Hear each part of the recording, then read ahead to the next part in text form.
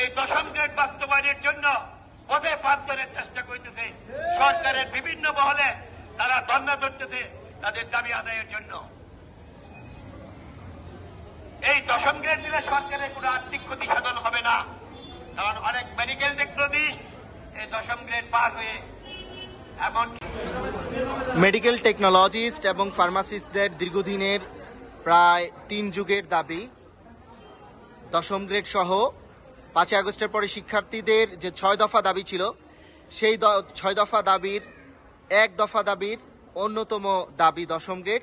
সে বাস্তবায়নের দাবিতে আজকে বাংলাদেশের সকল জেলা উপজেলায় সরকারি, বেসরকারি, প্রাইভেট, স্বায়ত্তশাসিত সকল বিভাগে মেডিকেল টেকনোলজিস্টরা আজ 3 ডিসেম্বর অর্ধবেলা অর্ধ দিবস কর্মবিরতি পালন করছে।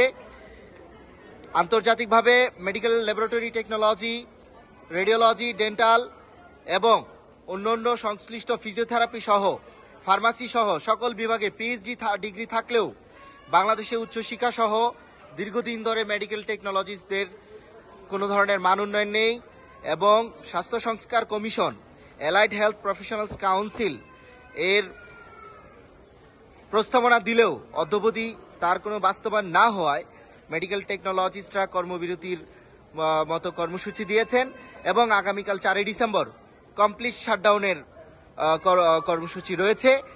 সেই ধারাবাহিকতায় আজকে কর্মসূচি কুর্মিটোলা জেনারেল হাসপাতালে চলমান রয়েছে।